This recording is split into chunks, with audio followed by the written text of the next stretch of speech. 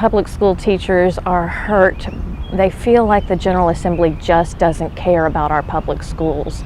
The General Assembly is investing in school vouchers for private schools and not putting our public schools first. The North Carolina General Assembly created a voucher program called Opportunity Scholarships by putting money for it in the budget passed in 2013.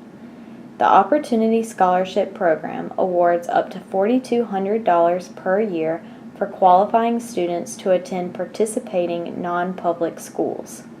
You have all of these interests. You have the School Boards Association, you have the individual local boards of education, you have taxpayers from across the state, from east to west. You have all of these people who are saying, we are deeply concerned that this new legislation of taking money that's given by taxpayers and putting it into a system that's non-accountable to anybody violates our Constitution.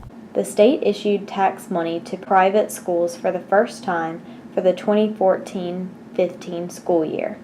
More than $24 million are set aside for next school year's vouchers.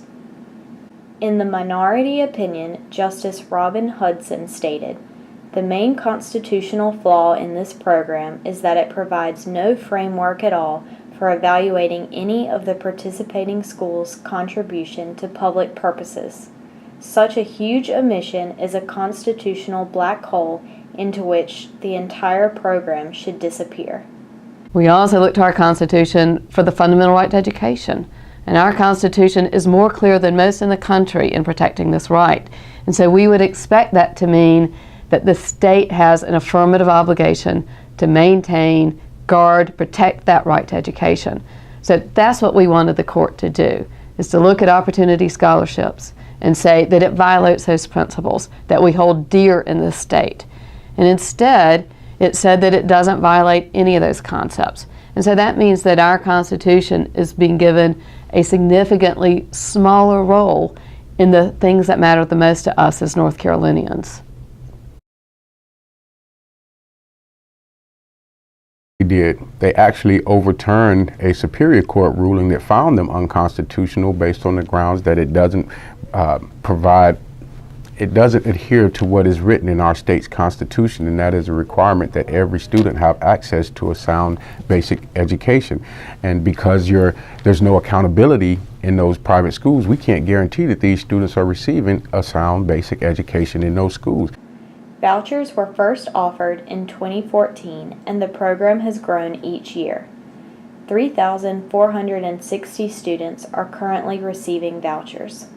After allocating $17.6 million for the 2015-16 school year, the state set aside $24.8 million for private school tuition in the 2016-17 school year. Tax dollars are paid directly to private and religious schools for tuition for qualifying students. It's the lack of accountability and the fact that students who attend those private schools, there's no way that we as taxpayers who are funding this education can determine whether they're being successful in those schools, whether or not they have certified educators in the classrooms. We can't determine pretty much anything, how successful they are on their tests, because private schools aren't required to report that information. Opportunity scholarships of up to $4,200 per year are available to families who opt out of the public school system. Schools receiving voucher money do not have to provide special education, free and reduced price lunches, transportation, or state-certified curricula. Private schools do not have to hire certified teachers or perform background checks. There are no background checks required of teachers in private schools. We have minimal requirements of safety in these settings, but now we're going to put taxpayer dollars into that. We just added vouchers on top of a system that's extremely deregulated. Private schools have minimal requirements for attendance and child safety. Private schools are free to discriminate in their admissions processes and still receive tax dollars. Private schools are free to suspend, expel, and dismiss students without public accountability.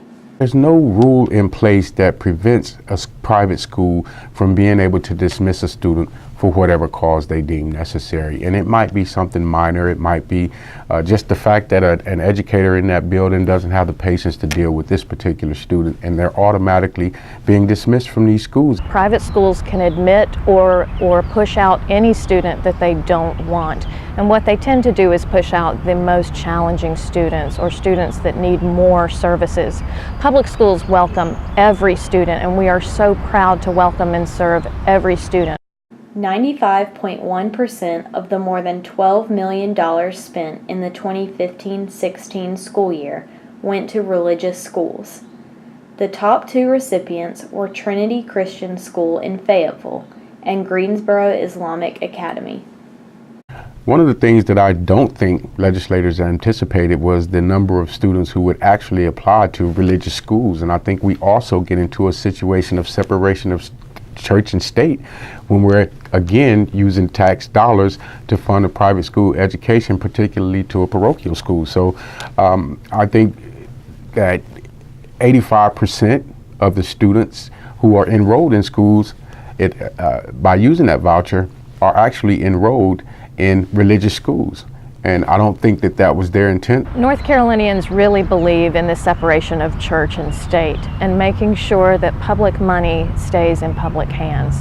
School vouchers violate this and violate the state constitution. Schools our students deserve are free and open to all children, regardless of race, gender, religion, ethnicity, ability, or zip code. A vibrant democracy begins with a strong public school system. Vouchers take money out of the public school system and do not serve all children. I think it's important that those who are really true believers in public school system, that we join forces and try to prevent that from happening. For more information about this issue, please visit our issues page on school vouchers on our website, publicschoolsfirstnc.org.